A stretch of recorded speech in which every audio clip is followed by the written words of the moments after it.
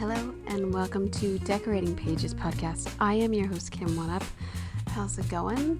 I should remind people what this podcast is about. Sometimes I forget, but this is, if you love production design, set decorating, the look and feel of TV and film sets, here it is. It's all behind the scenes, all for you to listen to of some of probably your favorite shows and films. I mean, I've hit a lot in the last year, so there's something for everybody, I must say. Welcome, everyone, and thanks for listening. Thanks for the support, and thanks for following along on Instagram and TikTok and Facebook. Well, a little bit of Facebook, and YouTube. Really try to check out that YouTube channel because it has all the videos on it with all of the interviews, so you can follow along on the pictures and the sets and the behind the scenes drawings sometimes that I have of people's sets. So that's always interesting.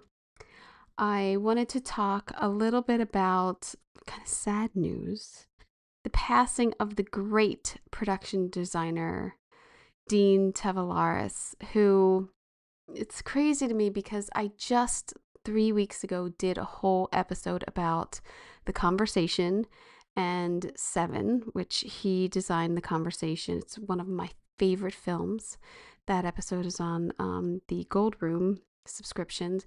But him and Dick Silbert defined a decade of realism in production design that is unmatched, I think.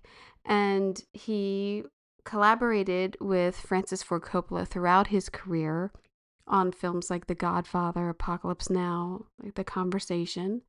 He died at 93, which is, I hope, a good long life. He was nominated for The Godfather Part 2, or he won. Sorry, he won for Godfather Part 2, but was nominated for Apocalypse Now, Tucker, The Man in His Dreams, and Godfather Part 3, as well as William Friedkin's The Brink Job. Now, that's only a small sense of his career. It's unbelievable. And there is a book that came out a couple years ago with writer and film critic Jordan Mincer of The Hollywood Reporter about his work and a photographic history of his work through films, and especially Apocalypse Now. And it has been in my Amazon cart for at least a year. And so I'm going to buy it this week, and I will let you know how that goes. But there's also a really great article on The Hollywood Reporter about Jordan's last conversations and meetings with Dean, and it was only a couple weeks ago. So I would definitely say to check that out. So yeah, sad passing of one of the greats for production design and someone who should be studied. His work is just above the grade. In that article, he was saying how in The Conversation he dressed magazines into the desk drawers of Gene Hackman's character's desk, and he even made the address labels to his character. Now that's some detail right there. I forget what film it was that he was. It might have been Bonnie. I don't know if it was. Might have been. No, it wasn't Bonnie Clyde, but I forget what film it was. But he was doing wardrobe, and saying it's always astonishing to me that you don't give people things inside their pockets when you give them their wardrobe, like something if they have change or they have a pocket knife or they have this. Like he was even decorating really the inside of the costumes and pockets. I mean, he was going for it. Now I think about that, and I wish I had the time for that. I wish that there was that much time and effort on my part. I'm not saying I'm lazy, but I'm saying I don't know if I have the time to go that far or the budget at this point. So but it's inspiring to hear something like that. And it does push me because I'm prepping a show right now. And I have been wanting to do an episode about the good and the bad and the ugly of prepping a show. So that will be next week's Gold Room episode.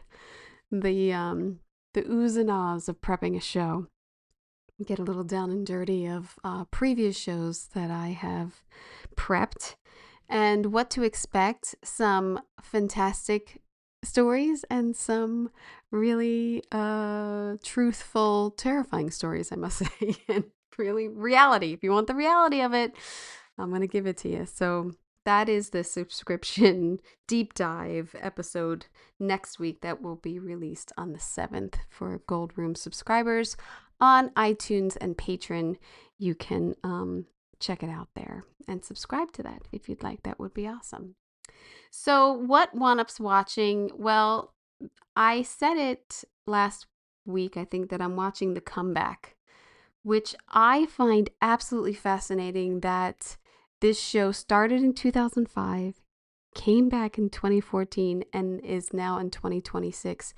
And the subject matter of a show that is written by AI and how it affects writers, producers, actors, everyone. And it's still comedy, but it's fantastic. It's really poignant to what we are facing right now and what could happen and what might be happening right now. I'm sure it is. I am absolutely sure it is. So, I should say that I use AI this week to take a photograph of a location. I then said, I want pink tablecloths. I want, balloons here, flowers here. I want this to say that, and la-di-da, push click. And it is spot on creating that image that then I could take to the designer and say, this is what I'm thinking. Oh, look, the balloon columns should probably be higher, or, this doesn't work over in this corner. And it was, a real tool to use for me, everyone, here and there that I'm trying to apply it. So I know that it's not all bad, but it's not great in substituting for people. I mean, I didn't substitute anybody's job for making up that picture. If you use it as a tool for your job, I think it's great. I don't really think that there's a problem with it. You have to learn how to use it to your advantage. But getting back to The Comeback, it's fantastically sad because it could happen. And Lisa Kudrow is just perfect. And it's awkward and it's cringing. And she's just perfect in it. I really can't recommend it enough. In fact, my buyer Shannon was like, "Oh, I want to watch it. Should I watch the previous seasons?" And I said, "You can. They're fantastic, but you don't need to. You could jump right in on this 3rd season." It's production designer Kitty Doris Bates, set decorator Jill Raleigh December. Now, The Comeback had received 4 Emmy nominations, including Lisa Kudrow for Outstanding Lead Actress in a Comedy Series. And it has never won anything. So I really love this penthouse apartment that Lisa Kudrow has in this season. It's beautifully designed and laid out and modern, and it gives you that kind of cringe, like she has the Warhol look photos of herself and the different color patterns. And I also really love all the behind the scenes of the making of her show. The makeup room, the crafty table, like all of these things. They're using the Warner Brothers lot beautifully. So if you want to see Warner Brothers, it's great also. And they keep kicking little things in there, like Friends was shot there, or like she's like the sofa and everything. So it's great. I really can't talk about it enough. I think it's great. The other thing that I haven't watched much this week. The other thing that I'm watching is I started episode 1, season 1, The Golden Girls, because first of all, it's perfect.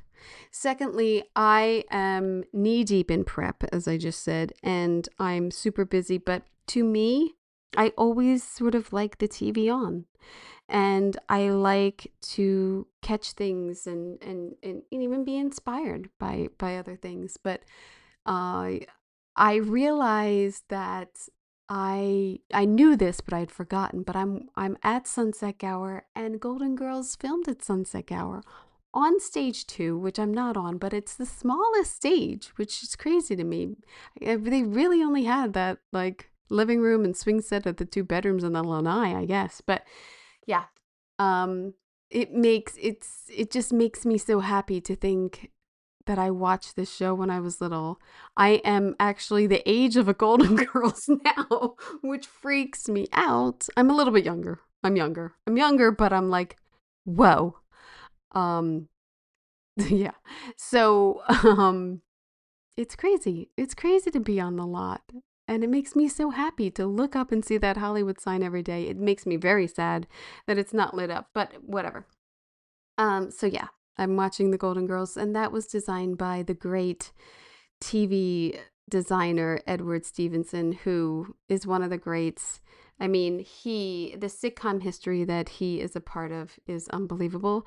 And we can't thank him enough because he started Hollywood Studio Gallery, the one of the biggest and best art studio rental houses in Los Angeles. I could not do any show without them. And thankfully, his daughter, Tara Stevenson, who has been on this, she is a decorator.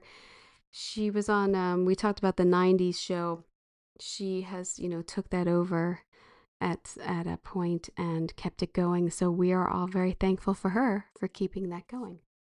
All right, let's get into this fantastic episode. Today, I am speaking with production designer Loren Weeks and set decorator Michael Nallan about the Netflix series The Beast in Me, starring Claire Danes and Matthew Rhys. Loren's work includes projects like The Crowded Room, Dickinson, Invasion, Daredevil, Jessica Jones, and Luke Cage. And Michael is an SDSA award-winning set decorator for his work on Mr. and Mrs. Smith, which you can listen to in a previous episode. I think it was like 2 years ago or a year ago now. Loren and Michael, we talk about the main character's house, Aggie, and how it is absolutely its own character, and the contrast between her layered, fixer-upper with her neighbor Niall's clean and wealthy and controlled world. And there is just so much story packed into the wallpaper and the tile and this unfinished renovation in the house. There's a huge discussion about artwork because it is a huge plot point in this story, and a super fabulous safari birthday party that I wish I could give my kids. So it's a great conversation about designing grief, different classes, about isolation, and it's a mystery. I would say I was saving this, and my brother kept saying to me, you gotta watch it. And I was like, I was really busy in November and December, and I was like, oh, I'll get around to it. And then one day, I swear, like 3 people told me to watch it on the same day. So and oddly enough, I had emailed with Michael, so I was excited to get into this and really watch it with a decorator eye and analyze all these fantastic sets. So I hope you enjoy. A whole lot of creativity. Yeah. Not the way Aggie's house. Yeah. Yeah. The Beast in Me did. I mean, that was just such a gift, right, Yeah. Michael? I mean, yeah. I mean, honestly, it was a character unto itself, which you don't always get to do. It really got. You don't always, and isn't always appropriate either. So, yeah. Okay. Yeah. It definitely became a character in itself and supported the character very much. I think everyone kind of knew that going in too, because there was so much focus on all those elements. Everyone knew how important the house was going to be to her storyline, to help support the narrative there. Yeah. So we'll start a little bit back, but so you get a script and it's psychological, and then does it specify, his is high-end modern and hers is, if we know it's a fixer upper. I'm kind of sure that was written, or was that an element that you guys brought to it? It was scripted, and then we we went further with it. I think Yeah. Yeah. it was suggested. The plumbing was bad, right? Yeah. The That was plumbing is That was gross. script. That was that was scripted. Like there were scenes, written around that. right, Yeah. and I think that may have been the only real clue Yeah. as to the house's condition, and then um, we felt that we needed to make more of that. That um, Yeah. because the biggest bump I had on it going into it was how was it that um, um, I'm drawing a blank about my own character, Niles. No, Uh, no, it how is took it? so long. Yeah. Sure. How is it Niles has this huge, expensive mansion, right? And she's in the same neighborhood. Right. Yeah. Yeah. I get That that. was always like a struggle for us. I get that too. I kind of think like he leveled what was there. That was my thought. He leveled or I guess not because they just moved in. They just moved in. Yeah. Or whoever I think did leveled it and was like, I'm building. the one thing that I was really pitching was that, um, she bit off more than she could chew, basically. Yeah. Yeah. Yeah. She just won a Pulitzer. They had a child. Life was looking great and promising, and they bit off more than they could chew, Yeah. and then her world fell apart, and she was stuck with it and hit a writer's block. So, you know, I um I just did a little podcast about psychological thrillers and I did The Conversation and Seven. And so like wonderful. I really deep dived into those sets and like psychologically like what you get to see and what is so fast and everything and color palettes and everything. Um there's such a contrast between her palette and his. Yeah. And how did you guys like was that like, well, he's clean and he's gray, you know what I mean? And she's rich and she's warm, but also that really lends to the environments for the actors. Like, did you have a lot, to talk about with that? Um, rephrase that a little differently. Well, like when you keep her in like these deep colors all the time, Yeah. is that part of like, well, she's in a depression and we're really going to visually show this through colors. Yeah, that was definitely part of the process. Yeah. Part of the approach was just um, her world is not bright to her, but it's rich. Yeah. The colors are rich and earthy, and his palette. A lot of his palette we had to live with because it was a location. Yeah. Location. Yeah. Oh, wow. Well, Yeah. Like that worked out.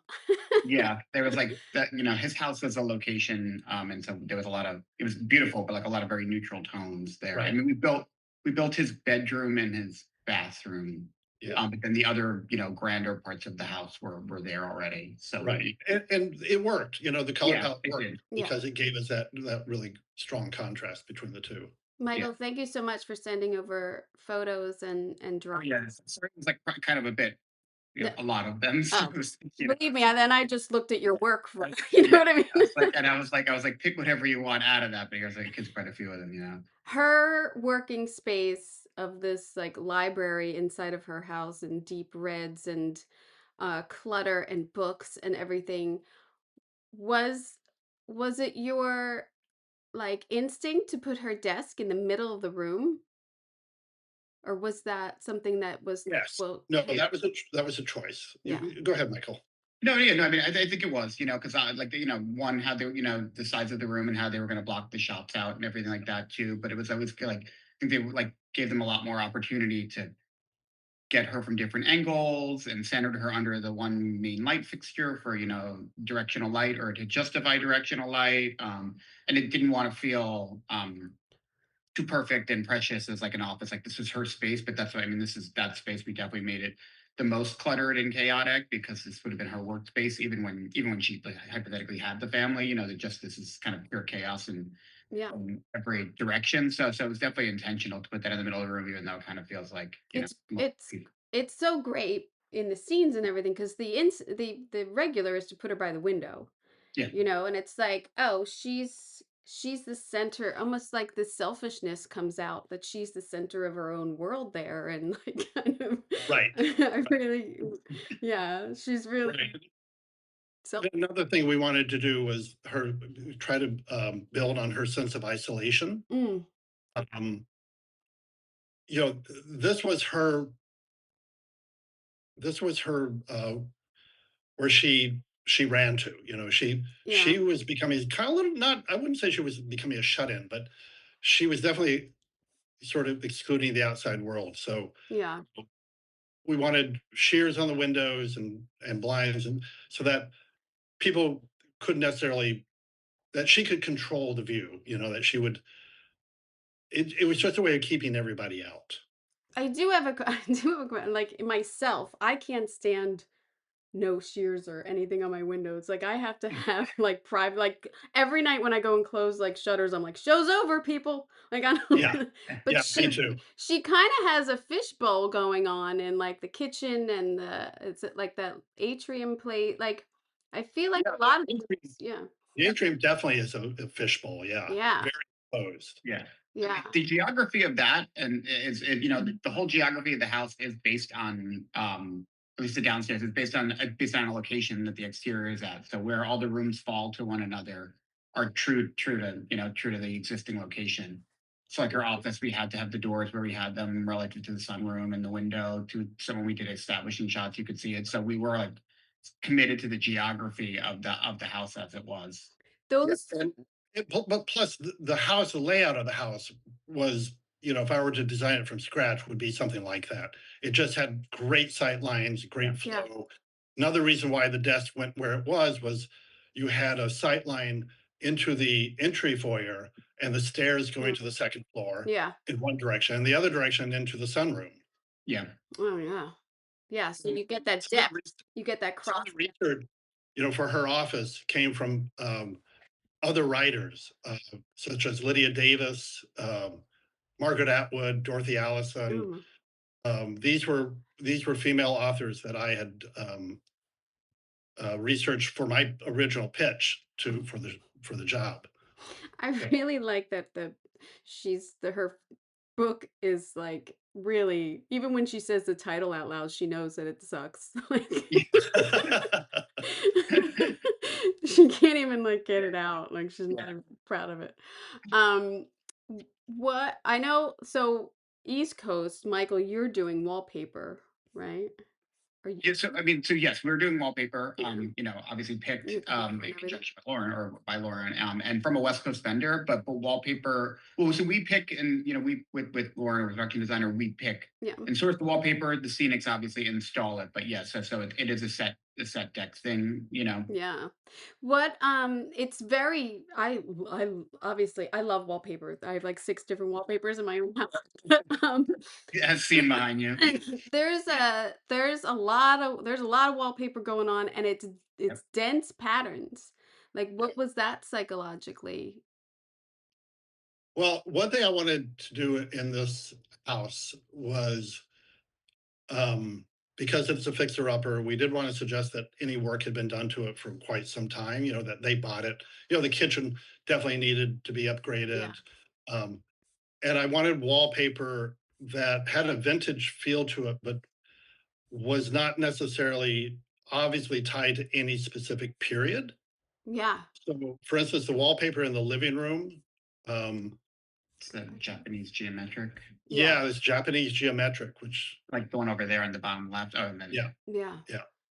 Yeah. So that was crucial to me was that the wallpaper didn't feel like they had just wallpaper. It wasn't contemporary, but you know, with wallpapers, when you go to a period, 1930s, 40s, 50s, 60s, 70s, you know, it's very a lot of it is very identifiable to that time period. Yeah. Yeah. And I want to try to avoid that in this house. Yeah. I mean, it doesn't read a specific period to me, so bravo. yes, Bravo. And there is, which I can't you can kind of see in the picture, there's a frise up the there. frieze Yeah, up there. You have yeah, one running around, which is like Yeah. hills, like a country hillside. Is that what? Yeah. Yeah, it's beautiful, Yes. beautiful detail up there.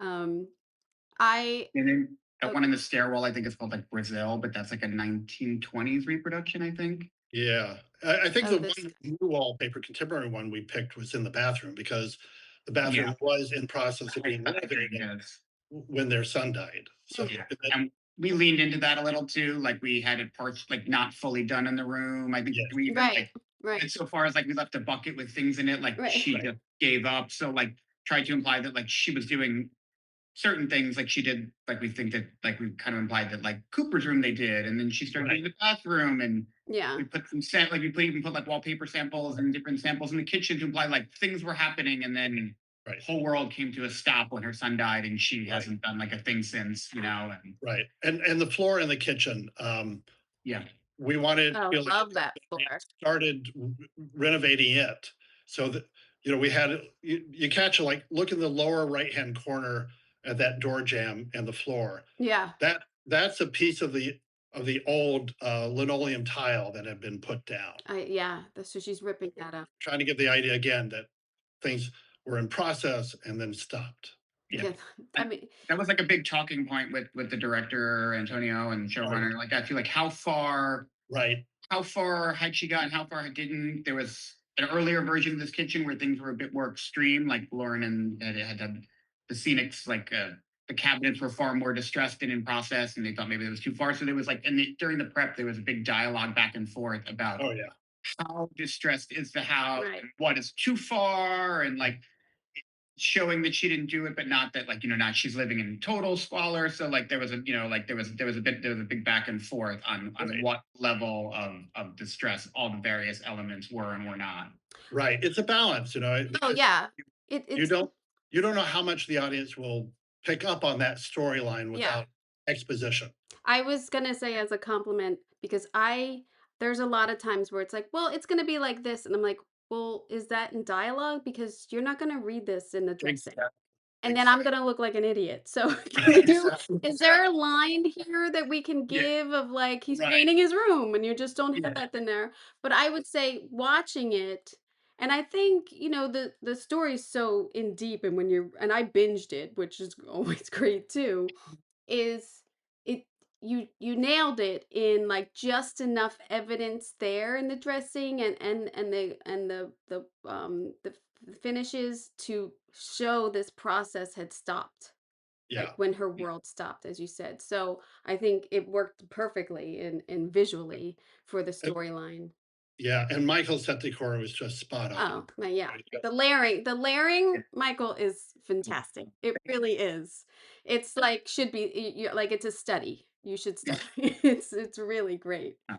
Thank you. Um, I Yeah, do, we had a lot of fun. Like even some of the things too, we had a lot of like even some of the stuff like Lauren said, we were trying to do like kind of ambiguous with when certain things were from, like the kitchen. We were like, oh, we don't want it to yeah, appear renovated, but we don't know when to say like what period to say it was done. So we were trying to pick things like the like tile counters or something that could have been from God knows, like yeah, right, could be current, yeah, but could have been like we right. didn't want to pick like a granite and have people be like, oh well, that feels like she renovated it in the early 2000s. So we were trying to like to leave some of this stuff as like ambiguous as possible and make conscious choices that are like maybe she got a new fridge because like that could break at any time, but yeah, like yeah, certainly not imply that someone did a full renovation. And so trying to keep like to not back anything into a corner with the storyline about when some of these things may have been yeah. worked on. It is, Including the design of the cabinets, Yeah, yeah, keeping the original these kind. could be brand new. I mean, if they Yeah, weren't aged and everything, or they could go back to the 1930s and yeah. still be appropriate. Good design jumps decades. It really, yeah. it stays in style. Yeah, exactly.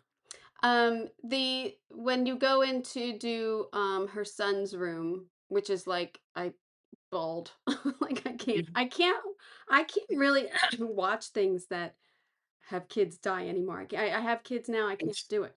It's yeah, really because I think, well, I would my world would stop completely. I can't imagine it.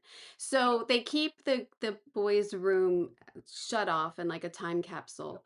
And yeah. the wallpaper in here is so wonderful, like so magical for a child. Like I love it. Where is that a print? Is that drawn? How did you come up with? It's like a It, forest, but it, not a dense one. it's a print. So it's like It's a it print. was a wallpaper company that's that's European based. I want to say they were in Norway. And when Mm. we were getting all the different samples, it was just somewhat like something I found as completely as a fluke, and we started looking at it, and it's a print, but it's kind of like a mural. Like it came with specific Yeah. segments that lined up a certain kind of way. And I mean, I think Loren wound up picking this, and it was a bit of a roll of the dice. And then like once it started going up, like we loved it. Our art director Jeff Errol, I remember when we got, I don't know, about as far along as this picture on the left here was like sent me a picture from like as the scenes were installing. It was like, oh my god, I'm in love with this. And it was Oh, like it was not like I don't know you, Lauren, but I wasn't 100% certain how it would come together. And then once it was there, we thought it was great. And then we really like leaned into to the greens a bit. Like when we started picking some of the Creighton kids and West Elm kids furniture and stuff, we found some great pieces that were also in the same green palettes and like really kind of leaned into that color world of it. I think when we did the bench cushion and even the tape and the blinds, we really leaned into the green of it because we like this was so cool at that point. Yeah. And we wanted it to look like it had been thoughtfully designed. yeah. Yeah. Yeah, like the one mother is Shelley's an artist, and they would have like they picked something that was kind of artsy and a little bit moody, but still juvenile enough. Right. And like so like something that fit. They were like two Brooklyn mothers. One's a writer, one's an artist. So there's like this artsy undertone. They're not going to be super cookie cutter. Yeah. So it's juvenile enough to imply it's a kid's room, but not like cutesy in a way that this lesbian couple from Brooklyn that are both arts related would have picked something super off the shelf. So like it's a little bit edgy for a kid, but in a fun way. And there's like some really cool characters in that print too. I think there's like owl birds and different things if you look at it closely. So there is enough to make it juvenile and not totally adult. But it was very reminiscent of the illustrations for Where the Wild Things Are. Oh, yeah. Yeah. So yes, absolutely. And the other beauty I think about this company, Michael, correct me if I'm wrong, we gave them the scale to print it. Oh, right? wow. Gave the scale of the room, and then they scaled it accordingly, and then they gave it in like segments, like 1, 2, 3, 4, 5, and they should go, but they scaled it to the room, so then it really kind of fit perfectly. And honestly, like they printed to order, and it didn't, it took a little longer than something that's in stock, but like the turnaround was like pretty quick, and honestly, it was very affordable. That's a great resource. Compared to wall coverings there are. I mean, it was really, really pretty cool. Oh, well, it lends just to that magic of like, having kids and wanting to give them everything, wanting them to have the nice room. Like to me, I'm like, oh, they did the kids' room first. Like they cared about this. Like, they got the first priority to make sure that he was comfortable and happy, and just like shows you where the place he took in the family, and what a loss it would have been. Exactly. And I love the green on the dormers. Like that green is really nice and subtle, but still moody. Still like she's that scene in there with her is that's a moody scene. So um the flooring, I mean the tile flooring, the patterns on the floors is also like. Do you want to talk about that, Michael? The foyer there? Yeah, I mean, believe it or not, so I mean, I don't say believe it or not, but that is actually exactly what the flooring looks like. So we did the foyer, the location. The location, the homeowner, the house that this is based off of, that flooring and that entire foyer with all the doors, doorways and everything are exact to the homeowner's actual house. So we kept everything within those lines of sight. We redressed them on location, so like that. So we kept them within those lines of sight exact, and then replicated that on stage so that whenever we could pick up on stage and have it be an exact match. So the Scenics handmade every one of these tiles color and pattern to match the home. Bravo. Yeah, I mean, and honestly, it was such a beautiful floor that, like, I'm glad we didn't cover it or try to do anything else because it was so interesting. I mean, it's really, and then Lauren did something similar with the atrium. The floor in that atrium was so distressed and beautiful in its own right that like ran with that on stage too, because everyone was so obsessed with it. And I wish I had a reference photo for you of what the homeowners look like, but it was like really, really cool in comparison. We did a different pattern and color scheme with our set, but but it was a distressed floor on location. Yeah. And actually, the wallpaper, he had a similar wallpaper there too. Yeah. Really? Oh, wow. It worked so well. Yeah. These people were stylish. You go into a great house and it's like, oh. He was a designer. He's an interior designer. Oh. His taste is absolutely impeccable. Oh. Yeah, it really, really was. Yeah. Was this location near his house, or was they two separate Yeah. completely different neighborhood. Both in New Jersey, because obviously with the tax credit, we have to shoot all the things in the state. But so Aggie's house is in town, West Orange, in like a really beautiful park-like kind of neighborhood, and like really pretty houses, but they've been around for quite some time. The oldest gated community in the country. Oh, wow. Yeah, it's like driving into a park. Sorry, it was really Wow. It had range of houses from very, very modest, sort of like 1950s ranch style houses to like a French chateau. Oh. yeah. Incredible range of Yeah. architecture. Oh, that's And then Niall's house was in a town called Franklin Lakes, which is like a oh very yeah. wealthy town. But they managed to Very housewives. Grace, yeah, and no, so it's funny you mentioned that. Down the block is one of the housewives' house actually. Yeah. I recognized it. I used to watch it. Melissa, Oh yeah. Gorga. Yeah, yeah. Oh. our location manager Grace, Kwan did like a really great job of Amazing. finding I do. the locations are incredible because although this house is in Franklin Lakes, it did because this was supposed to be Oyster Bay on Long Island. It did have very much Long Island, Cape Cod, Hamptonsy kind of vibes, which most of the houses around the areas we're in are not that style. So Yeah. that was so stylistically appropriate where we wanted to be. It was a really great location. I mean, for what we needed, and stylistically, it was spot on. I think, love. like, they did a good job cutting the scenes in such a way to imply Yeah. the geography of the two houses to one another. Because even when they're exterior in that little town, and she Yeah. sees the boy, and like that's like I was like, oh, well, did they? That's that was in Red Bank down on the Yes. Jersey Shore. Oh, yeah. So for sure, but yeah, so like same thing. But yeah, honestly, like I think very believable for what it wants to be. So Oh, they did yeah. a really great job in giving us good locations to work with. Yeah. Absolutely. It was a fantastic crew all the way around. Yeah. It was Oh, that's really nice. absolute pleasure to work Yeah. with. That's always nice to hear. And then you have this contrast with his house, his world, his arrogance compared to her. It's so fun to have, good and evil, or like, Yeah. or like this sort of psychological game that they're playing. What was, and the artwork, which I want to get into too, but his house is a location, and you Yeah. built the bedroom and the bathroom. Yes. Right. Go back to the office just a minute. Yeah. So in reality, that window behind that built-in bookcase there Yeah. goes all the way down Oh. to still height. And our DP came in with this idea of this orientation, which was absolutely perfect. So we built that built bookcase there to give him a solid backing behind him and that surround, so that when he Okay. was there, of course, the model of the real estate development sitting there in the middle. And lucite, right? It's like a Yes. yeah. Our director, Tony Campos, wanted the ability to kind of see through it. Yeah. So There's some we great had to build that. They great cast it out of acrylic. yeah, it's great. Some great shots between that and how that whole like storyline plays out too, which is really just sucks, but whatever, Yeah. Um, how much prep did you have on this? We were tight on prep on this. What Yeah. do we We have? were- We had about That's- 6 weeks. Yeah, 6. Oh, next week. my Like God. we started late July and then we started shooting early September. I mean, 6 weeks, and then people were even staggered with start dates within then. So we were really tight on prep. Yeah. Yeah, it was a challenge for sure. And are these locations anywhere near your office or your like Not really. No, no. That was the thing about being in New Jersey compared to maybe something like when you're filming in New York is that everything is within New Jersey, but then It's fun.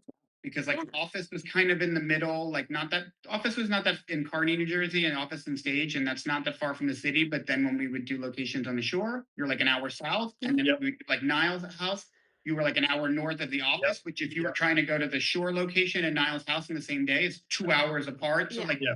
We spent a lot of time driving. Yeah. yeah, a lot of time driving, and then even then, like vendor wise and stuff like that too. Everything is much more spaced out. Like things were not clustered together.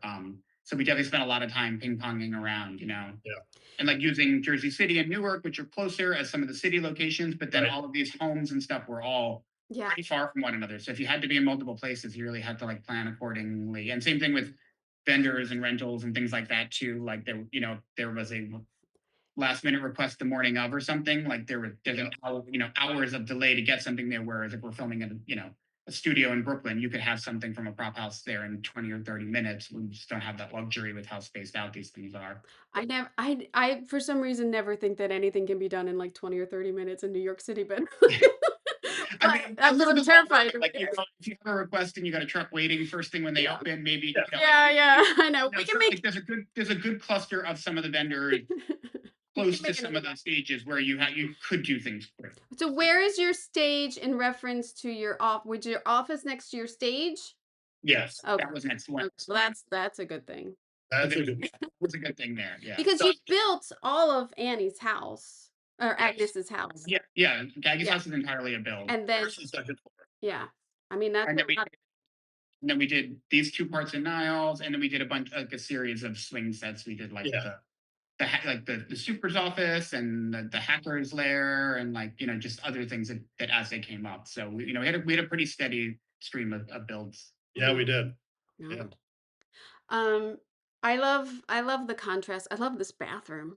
I once shot in a house that had something similar to this, but it's in LA, and I was like, oh wow. I was like, oh, that's not it. But We actually, and the wallpaper in this was pretty cool too. It was like you can't really see it too, but there's like these female women silhouette things that are kind of eerie when we picked it. oh Like York, but they were like really kind of eerie. They like and like I mean it was actually pretty cool and moody. And Lauren really designed this a lot in sight with the lines of sight relative to the mirrors and stuff for Nina sees his bruises and she kind of has to question where yeah. he may have been and what's going on with him. And so the whole shower and how it relates to the mirrors and gimbals and everything too, so that they could get Yeah. a very specific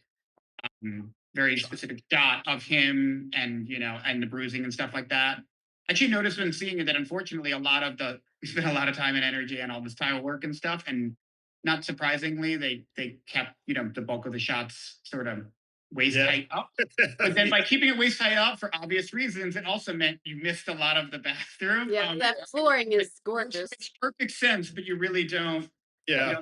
You don't see a lot of this on the actual shots. And mind you, like this was this was a large format porcelain tile that we wound up going with That's for great. planetary purposes, and I think it worked really well as Beautifully. like on I was very sometimes they don't look great, but when we found this one, we were like, actually, this is really Yeah, that's originally great. considering doing more scenic treatment for this, which they did for the counters, but honestly. In person, this looked so real that we kind of didn't even, we felt like we might as well Yeah, just you get great reflection off of it. And I mean Yeah. the veining and everything is great. Yeah. Looking at it right now, I haven't seen it in so long. It's like, yeah, that turned out really well. Yeah. That's a good one. And there's very intense scenes in the bedroom. I Yeah. mean, I really like the inset lighting that you have because it really lends to like more of the modernism of their Right. world and everything and the coldness that you have. Um that's a good one. So artwork. Oh man. Artwork and clearances and having artists do things is fun. Well, not clearances, but you have a whole gallery that is part of your world and your storyline. And she's an artist, so you have that to deal with too. So how was it juggling these pieces that were made? Did you have a specific artist that, made all of them, or did you go out to different ones and We you know, when you have an artist scripted and their work scripted, uh, it's just always it's like a minefield, yeah. Yeah. Everyone's got their idea of what it should be. I feel there tends to be a bias against having your scenics do the artwork because directors and writers, they want real Artists. artists, right? And Yeah. the thing about New York, our scenics, most of them come from a fine arts background. Yeah. A lot of them A are lot of talent. artists in their own right. And there was an artist style we settled on. I don't recall, and I actually don't want to mention the name. Yeah. because Yeah. Exactly. even though It's very different. It is. Yeah, we did propose some artists to base the style, some stylistic artist choices for the director and showrunner early Right. on for Shelley's, so that we knew that they were headed in the right Right. direction. Because hers should all be the same vein. I mean, Yeah, yeah. it's one It's a little off, it's a little tone or style off of some Right. Yeah. artists. So our scenics did do the artwork for Shelley. good. Yep. They looked at amazing, amazing This is stuff. one in the gallery over here. Yeah, and we actually use photographs. So my son was working on the show, and he likes to do he loves photography and he's working on it, and he takes some very wonderful pictures of like his social group. So we use a lot of those pictures for her art. Great. Oh, Yeah, that's like great. one, yeah, as the basis for some of Shelley's. Some of Shelley's. And then the one on the right was again, there was an artist style we were aspiring to. Mm-hmm. Yeah. But this came from a photograph I found, and then we worked it up with our scenic artists. The scale on that is fantastic too.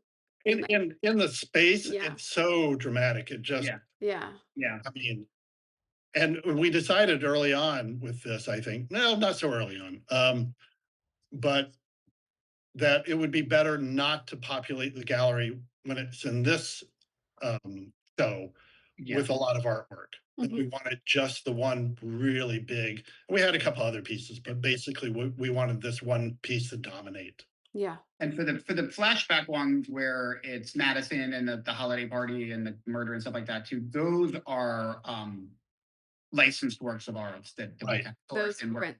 rental. Yeah, so some of them are an artist named like Matthew Ubing, who's like a multimedia artist that I work with in Brooklyn, who my sister, who was actually my assistant decorator, Shannon, on this, went to Pratt with. And I've used him before on Mr. and Mrs. Smith, and he had some great pieces that we incorporated that had themes of birds, because we thought that tied in well with Madison and death. And then there were some other ones that we licensed with I like to use Bridgman Images, and so Graham Dean and a couple other artists, and we put together a board of potential artists and things, and we went through with Antonio Campos and kind of picked the ones we most liked, and then from there worked on scale, construction, built a frame. It's a lot. It's a lot to coordinate with when you do art galleries. Our timeline on the gallery, the gallery show, the flashback gallery show,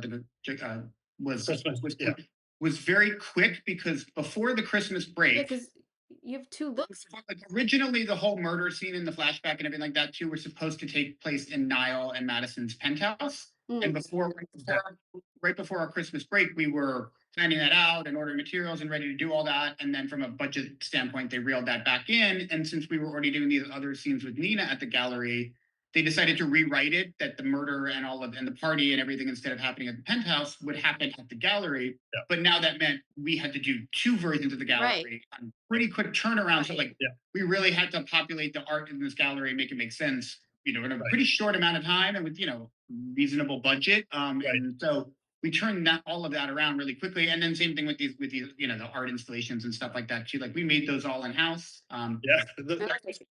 Our assistant art director, Lucy Pope, our assistant art director, had found some references she liked, and we picked a handful that we were able to accomplish. And so these like mannequin ones, we had our normal upholsterer making them, and it's very Grease too.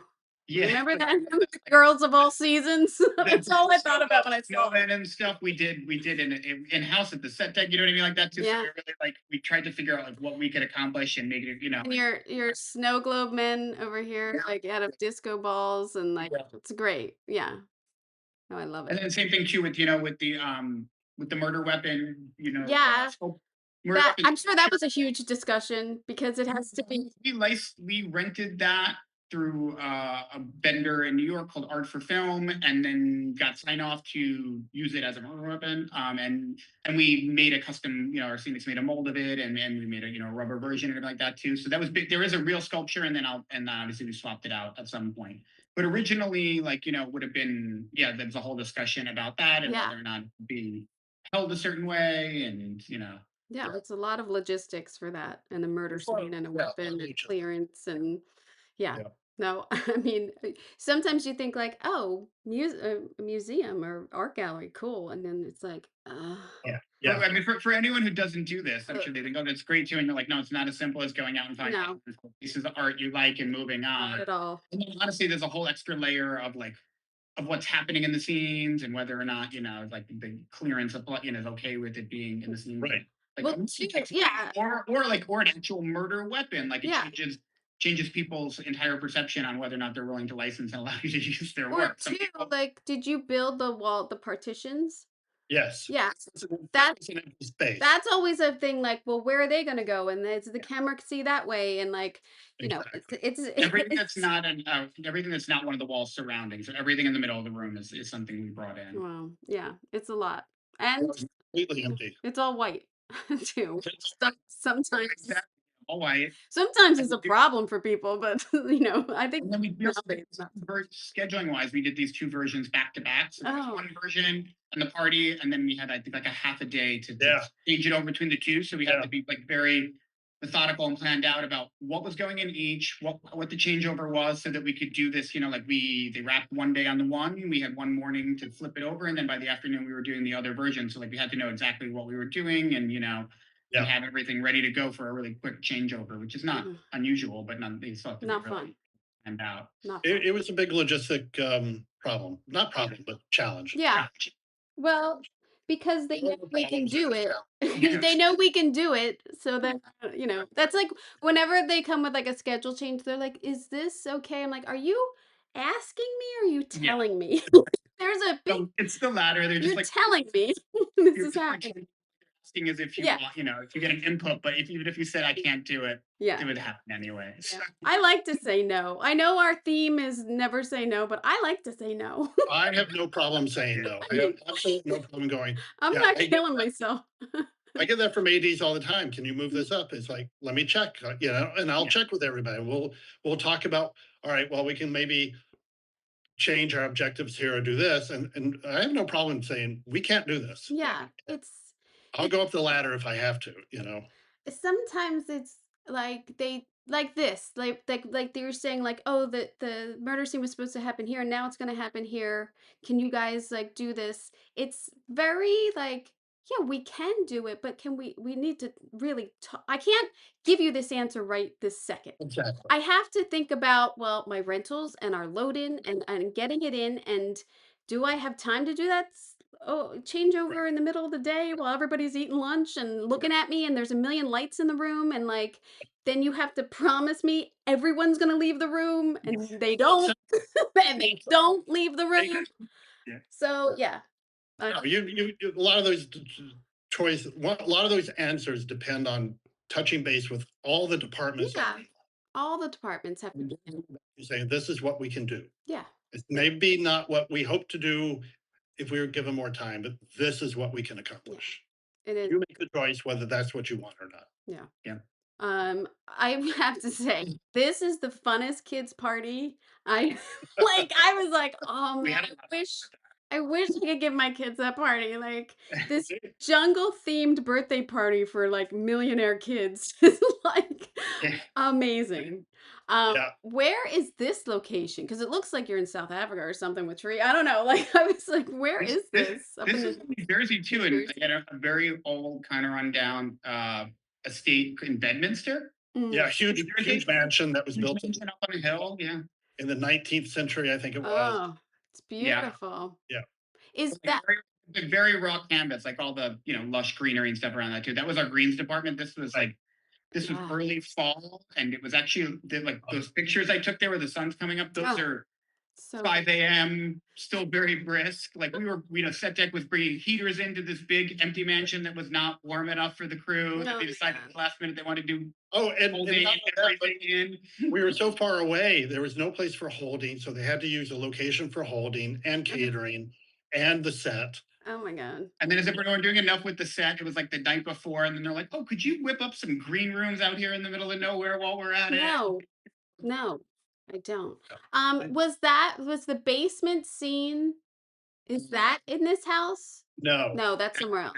Yeah. We're supposed to go back for the basement scene to happen in this proper mansion, but it was very expensive. You know, realistically, they probably should have blocked it out like one day after we were already there, because there was it's out of the zone. So there's travel time and hotels for people and everything. And also like the amount of protection and heaters and everything to come into this place. But they didn't block that shot out when we were there because it was technically in the next episode.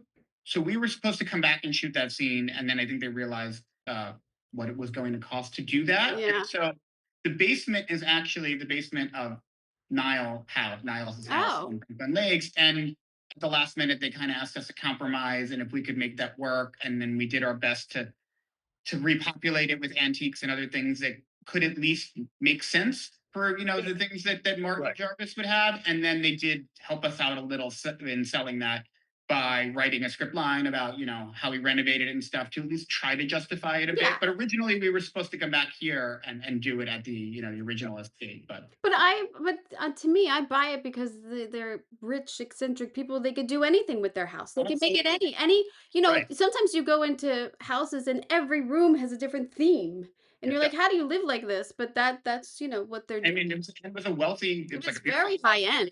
wine cellar, which Yeah. that way. I think originally it was out having like coffee on a terrace, but then it was in the wine cellar, and it's very believable that he Yeah. had something like that, and so like it wasn't, and all things considered, I think It was the only people who would have great known it look. was ever supposed to be something different were us. Did you pitch the jungle theme, or was that written? It was scripted that it was a safari. Safari. Yeah.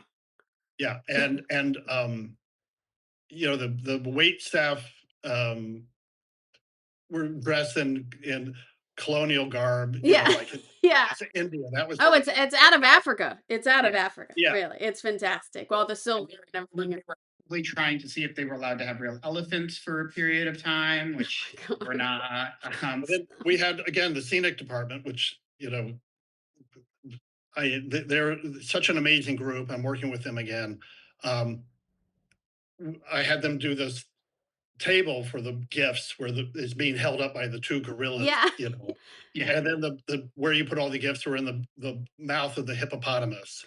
Which I was thinking, like, Michael, did you walk past this hippopotamus a million times in your life and think someday I'm gonna rent you? Or was that a scene like No, they built this. they built built it. that?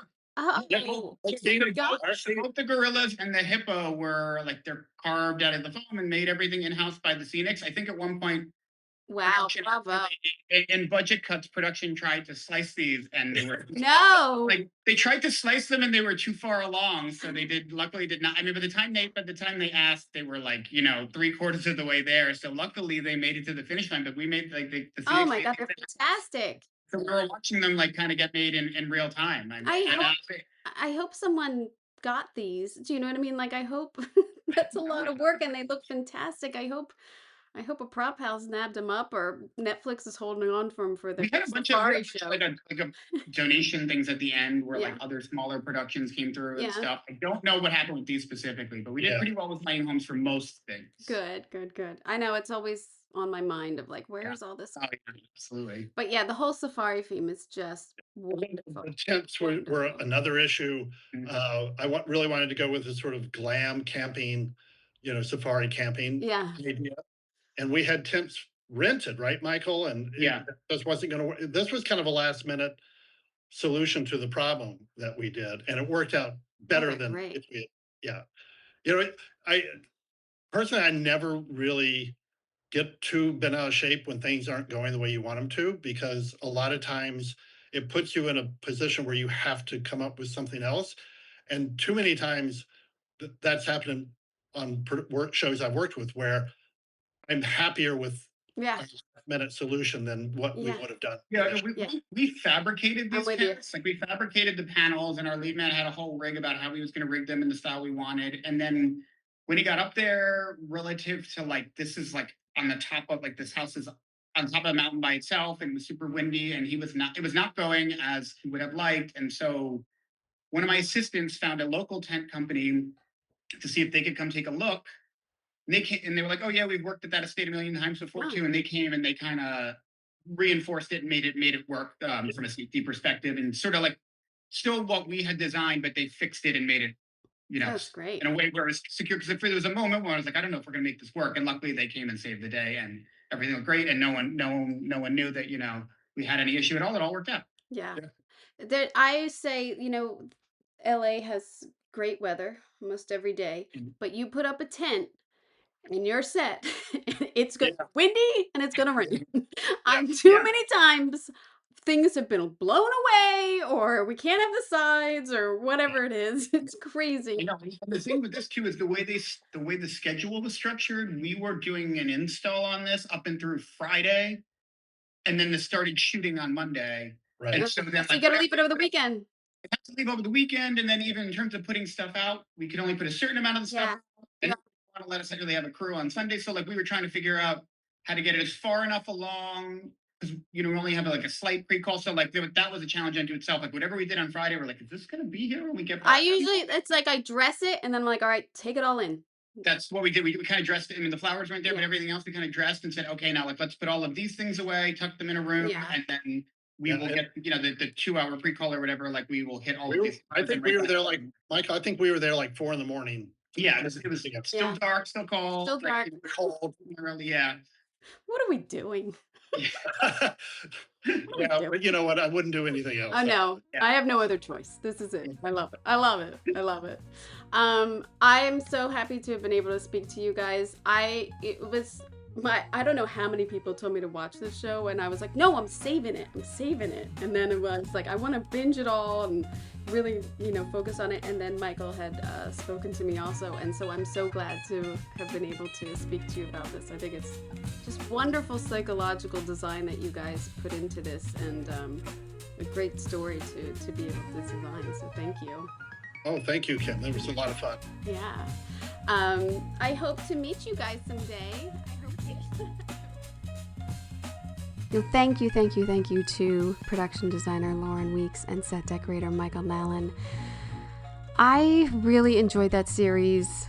I wish there was a season 2, but I don't think. I mean, spoiler. I don't think there is. But I just love when sets get layered, and you just feel these characters through the wallpaper, or through their child's empty room. That kid's room is jarring because it's captured the emotion in this time capsule like setting that I hope you go and look. If you haven't seen it, just look on the YouTube video of this, and we have pictures, and they have before and after pictures of the wallpaper going up and everything. It's really like you try so hard to give your kids a fairy tale great room, and it's just beautiful. It's a beautiful room, and the house being renovated and showing that through the details and it reading. It's so hard to be like, oh, they're renovating. I remember on Bones, they were like, oh, Booth is a fixer-upper. He's constantly fixing up his house or I guess it was an apartment. And we showed that by having, a ladder and some drop cloths, but it looked ridiculous in the background because it was never said in dialogue. So sometimes it doesn't work. Like if a lot of times if the actors aren't saying it or showing it or doing some of the renovation, it's really hard to get that through. And even in this, when she's playing around with the sink and everything, it was like, oh, thank goodness. The sink gag is gross in this series. But again, thank you to Loren, thank you to Michael. Keep this show in mind for Emmy contention. It's a beautiful contemporary show. Make sure you listen to Decorating Pages wherever you get your podcasts. Head over to the YouTube channel for video interviews, clips, and more. I have so many behind-the-scenes conversations of designers, decorators, other crafts below the line. Check it out. And Instagram, posting almost every day. I'm a little busy right now, but I'm getting there. Let's see. Instagram, a little bit of Facebook, TikTok every day, and YouTube. The YouTube's, I think, kind of the way to go because you visually get to see everything, right? Who doesn't want to look at what we're talking about, people? I don't get it. I hope you got an earful. I'm Kim Wannop for Decorating Pages.